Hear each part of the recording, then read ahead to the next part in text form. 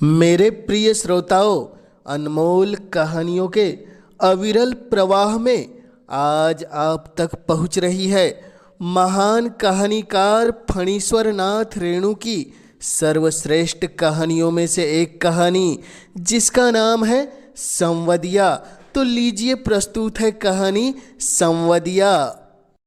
हरगोबीन को अचरज हुआ तो आज भी किसी को संवदिया की जरूरत पड़ सकती है। इस जमाने में जबकि गांव-गांव में डाकघर खुल गए हैं, संवदिया के मार्फत संवाद क्यों भेजेगा कोई? आज तो आदमी घर बैठे ही लंका तक खबर भेज सकता है और वहां का कुशल संवाद मंगा सकता है। फिर उसकी बुलाहट क्यों हुई है?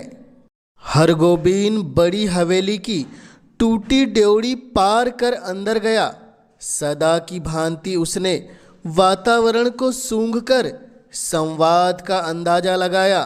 निश्चित ही कोई गुप्त समाचार ले जाना है। चांद सूरज को भी नहीं मालूम हो, परेवा पंछी तक न जाने।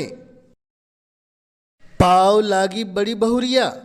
बड़ी हवेली की बड़ी बहुरिया ने हरगोबीन को पीढ़ी दी और आंख के इशारे से कुछ देर चुपचाप बैठने को कहा। बड़ी हवेली अब नाम मात्र की बड़ी हवेली है, जहां दिन रात नौकर नौकरानियों और जन मजदूरों की भीड़ लगी रहती थी, वह आज हवेली की बड़ी बहुरिया अपने हाथ से सूपे में अनाज लेकर झटक रही है। इन हाथों में सिर्फ मेहंदी लगाकर ही गांव की नाइन परिवार पालती थी। कहाँ गए वो दिन? हरगोबीन ने लंबी सांस ली। बड़े भैया के मरने के बाद ही जैसे सब खेल खत्म हो गया। तीनों भाइयों ने आपस में लड़ाई झगड़ा शुरू किया। नैयतों ने जमीन पर दावे करके दखल किया। फिर तीनों भाई गांव छोड़कर शहर में जा बसे। रह गई बड़ी बहुरिया। कहाँ जाती बेचारी? भगवान भले आदमी को ही कष्ट देते हैं, नहीं तो 1 घंटे की बीमारी में बड़े भैया क्यों मरते? बड़ी बहुरिया की देह से जेवर खींच खींच कर बंटवारे की लीला हुई थी। हरगोबीन ने देखी है अपनी आँखों से द्रौपदी चीरहरण की लीला। बनारसी साड़ी के 3 टुकड़े करके बंटवारा किया गया था। निर्दयी भाइयों ने बेचारी बड़ी बहुरिया। गांव की मोदियाइन बूढ़ी न जाने कब से आंगन में बैठकर बड़बड़ा रही थी। उधार का सौदा खाने में बड़ा मीठा लगता है और दाम देते समय मोदियाइन की बात कड़वी लगती है। मैं आज दाम लेकर ही उठूंगी। बड़ी बहुरिया ने कोई जवाब नहीं दिया। हरगोबीन ने फिर लंबी सांस ली। जब तक यह मोदियाइन आंगन से नहीं टलती, बड़ी बहुरिया हरगोबीन से कुछ नहीं बोलेगी। वह अब चुप नहीं रह सका। मोदियाइन काकी, बाकी बकाया वसूलने का यह काबुली कायदा तो तुमने खूब सीखा है। काबुली कायदा सुनते ही मोदियाइन तमक कर खड़ी हो गई। चुप रह मूंझों से निमोछिए। क्या करूं काकी? भगवान ने मूछ दाढ़ी दी नहीं, न काबुली आगा साहब की तरह गुलजार दाढ़ी। फिर काबुली का नाम लिया तो जीभ पकड़कर खींच लूंगी। हरगोबीन ने जीभ बाहर निकाल कर दिखलाई, अर्थात खींच ले। 5 साल पहले गुल मोहम्मद आगा उधार कपड़ा लगाने के लिए गांव में आता था और मोदियाइन के ओसारे पर दुकान लगाकर बैठता था। आगा कपड़ा देते समय बहुत मीठा बोलता और वसूली के समय जोर जुल्म से 1 का 2 वसूलता। एक बार कई उधार लेने वालों ने मिलकर काबुली की ऐसी मरम्मत कर दी कि फिर लौटकर गांव में नहीं आया। लेकिन इसके बाद ही दुखनी मोदियाइन लाल मोदियाइन हो गई। काबुली क्या, काबुली बादाम के नाम से भी चिढ़ने लगी। मोदियाइन गांव के नाचने वालों ने नाच में काबुली का स्वांग किया था। तुम हमारा मुल्क आएगा मोदियाइन, हम काबुली बादाम पिस्ता अखरोट खिलाएगा। मोदियाइन बड़बड़ाती गाली देती हुई चली गई तो बड़ी बहुरिया ने हरगोबिंद से कहा, हरगोबिंद भाई, तुमको एक संवाद ले जाना है, आज ही। बोलो, जाओगे ना? कहाँ? मेरी माँ के पास। हरगोबिंद बड़ी बहुरिया की छल छलाई आंखों में डूब गया। कहिए, क्या संवाद है? संवाद सुनते समय बड़ी बहुरिया सिसकने लगी। हरगोबिंद की आंखें भी भर आई। बड़ी हवेली की लक्ष्मी को पहली बार इस तरह सिसकते देखा है हरगोबिंद ने। वह बोला, बड़ी बहुरिया, दिल को कड़ा कीजिए। और कितना कड़ा करूँ दिल? माँ से कहना, मैं भाई भाभीियों की नौकरी करके पेट पालूंगी, बच्चों की जूठन खाकर एक कोने में पड़ी रहूंगी, लेकिन यहाँ अब नहीं रह सकूंगी। कहना, यदि माँ मुझे यहाँ से नहीं ले जाएगी तो मैं किसी दिन गले में घड़ा बांधकर पोखरे में डूब मरूंगी। बथुआ साग खाकर कब तक जीऊँ? किस लिए, किसके लिए? हरगोबिंद का रोम रोम कलपने लगा। देवर देवरानियों भी कितने बेदर्द है। ठीक अगहनी धान के समय बाल बच्चों को लेकर शहर से आएंगे। 10-15 दिनों में कर्ज उधार की ढेरी लगाकर वापस जाते समय 2-2 मन के हिसाब से चावल चूड़ा ले जाएंगे। फिर आम के मौसम में आकर हाजिरी देंगे। कच्चा पक्का आम तोड़कर बोरियों में बंद करके चले जाएंगे। फिर उलटकर कभी नहीं देखेंगे। राक्षस है सब। बड़ी बहुरिया आंचल के खूंट से 5 रुपए का एक गंदा नोट निकाल कर बोली, पूरा राह खर्च भी नहीं जुटा सकी। आने का खर्चा माँ से मांग लेना, उम्मीद है भैया तुम्हारे साथ ही आवेंगे। हरगोबिंद बोला, बड़ी बहुरिया, राह खर्चा देने की ज़रूरत नहीं, मैं इंतज़ाम कर लूँगा। तुम कहाँ से इंतज़ाम करोगे? मैं आज 10 बजे की गाड़ी से ही जा रहा हूँ। बड़ी बहुरिया हाथ में नोट लेकर चुपचाप भाव शून्य दृष्टि से हरगोबिंद को देखती रही। हरगोबिंद हवेली से बाहर आ गया। उसने सुना बड़ी बहुरिया कह रही थी, मैं तुम्हारी राह देख रही हूँ। संवदिया अर्थात संदेशवाहक। हरगोबिंद संवदिया, संवाद पहुँचाने का काम सभी नहीं कर सकते। आदमी भगवान के घर से संवदिया बनकर आता है।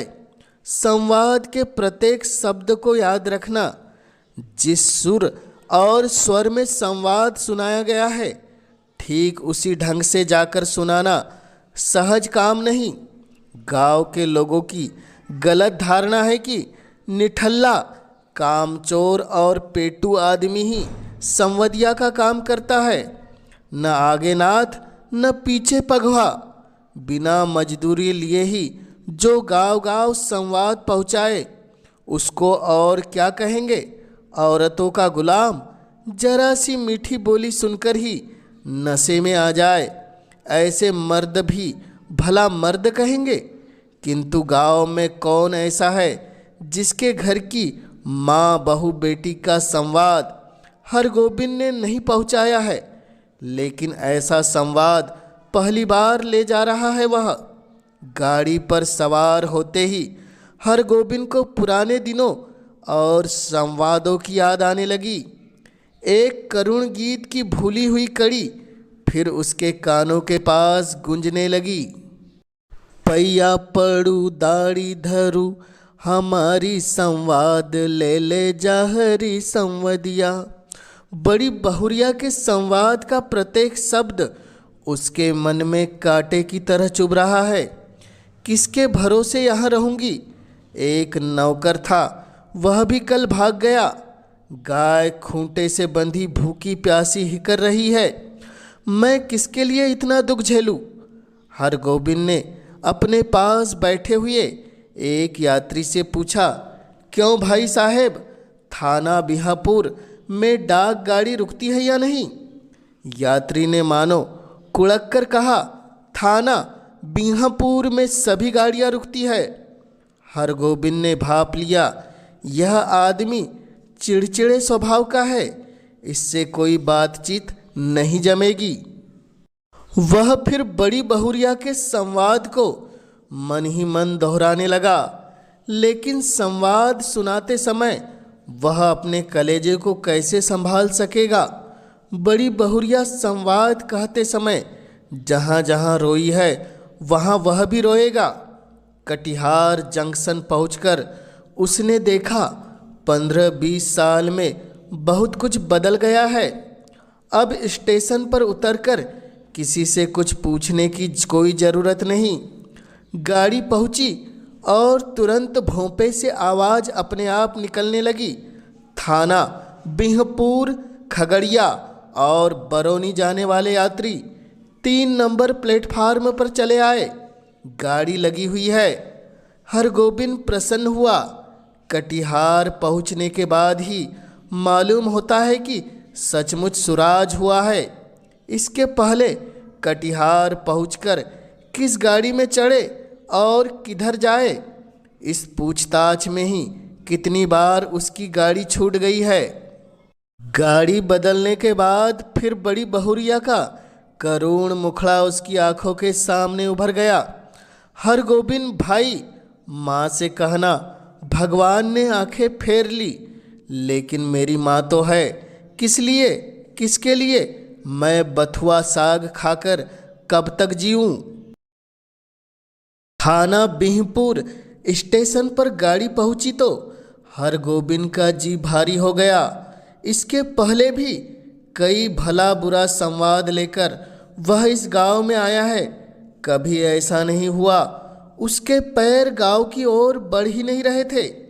इसी पगडंडी से बड़ी बहुरिया अपने मैके लौट आवेगी, गांव छोड़कर चली जावेगी, फिर कभी नहीं आवेगी। हरगोविंद का मन कलपने लगा, तब गांव में क्या रह जाएगा। गांव की लक्ष्मी ही गांव छोड़कर जावेगी। किस मुंह से वह ऐसा संवाद सुनाएगा।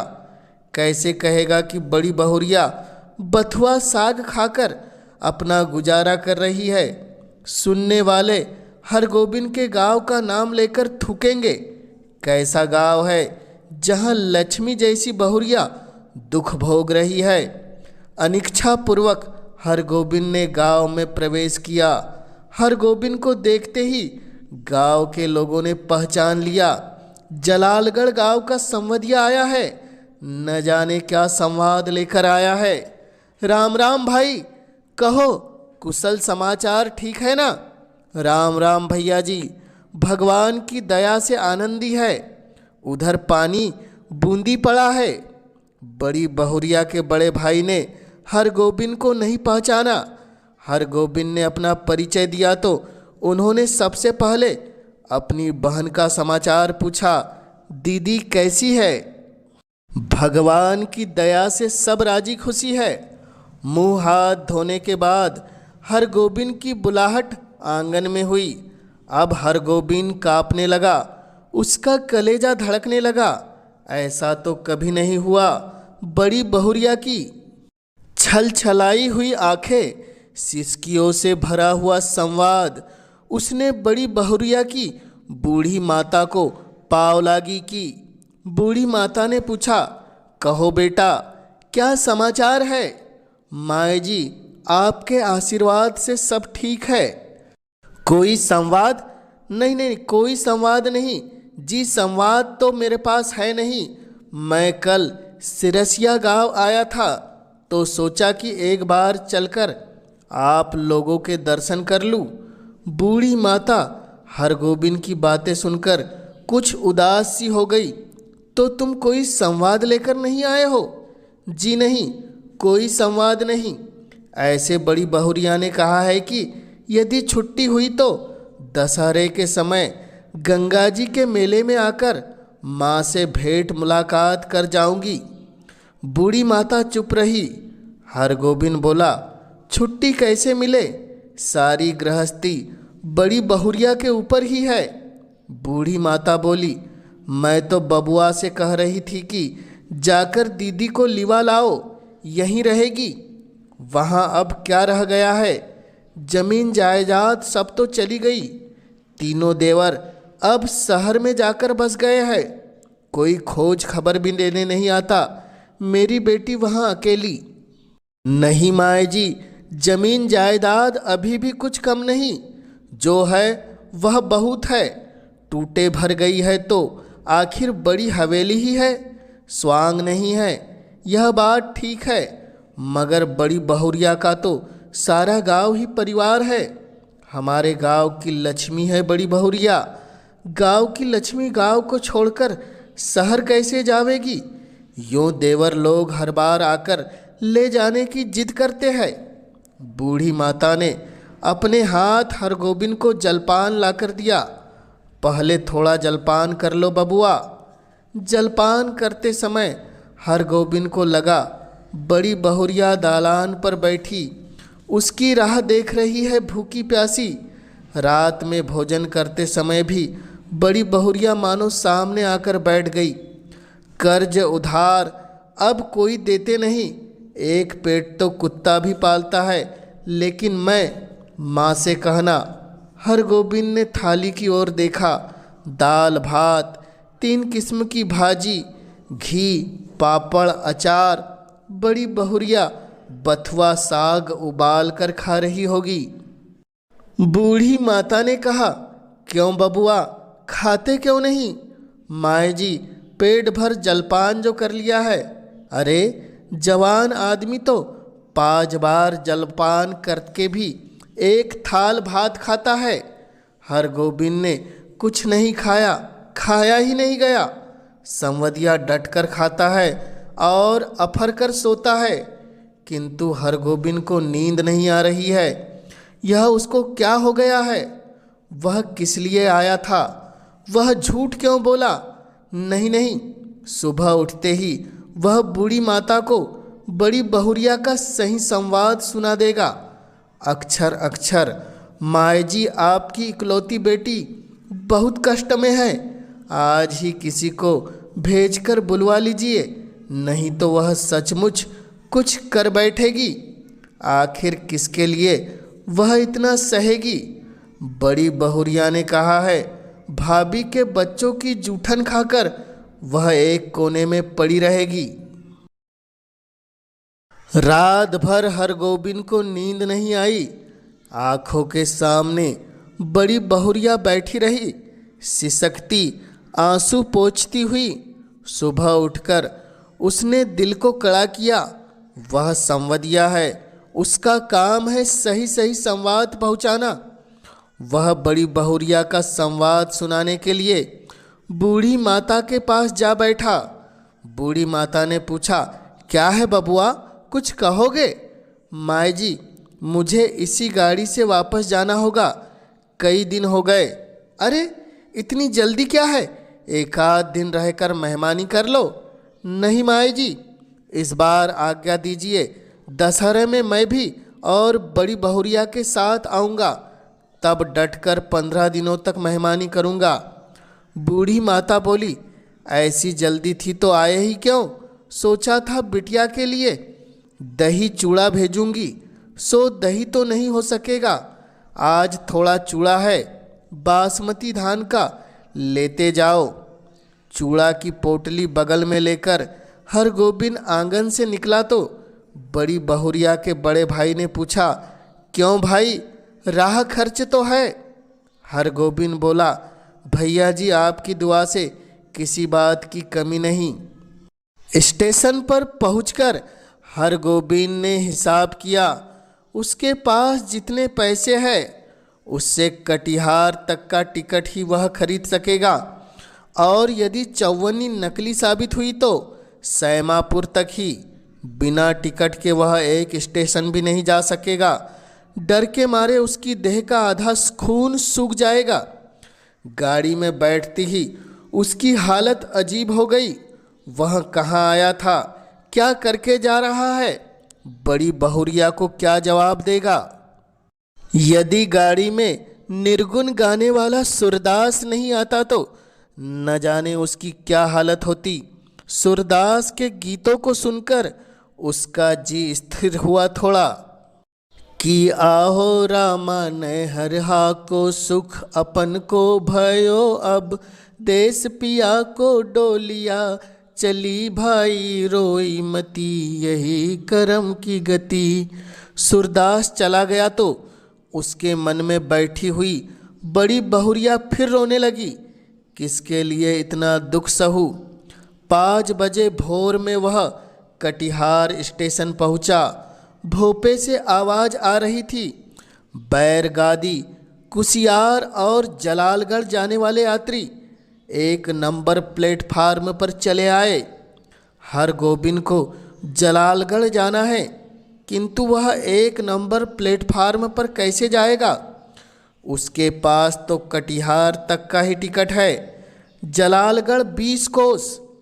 बड़ी बहुरिया राह देख रही होगी। 20 कोस की मंजिल भी कोई दूर की मंजिल है, वह पैदल ही जाएगा। हरगोबिंद महावीर विक्रम बजरंगी का नाम लेकर पैदल ही चल पड़ा। 10 कोस तक वह मानो बाई के झोंके पर रहा। कस्बा शहर पहुंचकर उसने भरपेट पानी पी लिया। पोटली में नाक लगाकर उसने सूंघा, आहा, बासमती धान का चूड़ा है, माँ की सौगात बेटे के लिए। नहीं, वह इससे 1 मुट्ठी भी नहीं खा सकेगा। किंतु वह क्या जवाब देगा बड़ी बहुरिया को। उसके पैर लड़खड़ाए। अभी वह कुछ नहीं सोचेगा, अभी सिर्फ चलना है, जल्दी पहुंचना है गांव। बड़ी बहुरिया की डबडबाई हुई आंखें उसको गांव की ओर खींच रही थी। वह बैठी राह ताकती होगी। 15 कोस माँ से कहना, अब नहीं रह सकूंगी। 16, 17, 18 जलालगढ़ स्टेशन का सिग्नल दिखलाई पड़ता है। गांव का ताड़ सिर ऊंचा करके उसकी चाल को देख रहा है। उसी ताड़ के नीचे बड़ी हवेली के दालान पर चुपचाप टकटकी लगाकर राह देख रही है बड़ी बहुरिया। भूखी प्यासी हमरो संवाद ले जाऊरी संवदिया या लेकिन यह कहाँ चला गया हरगोबिंद। यह कौन गांव है। पहली सांझ में ही अमावस्या का अंधकार। किस राह से वह किधर जा रहा है। नदी है, कहाँ से आ गई नदी। नदी, यह तो खेत है। ये झोपड़े है या हाथियों का झुंड। ताड़ का पेड़ किधर गया। वह राह भूलकर न जाने कहाँ भटक गया। इस गांव में आदमी नहीं रहते क्या।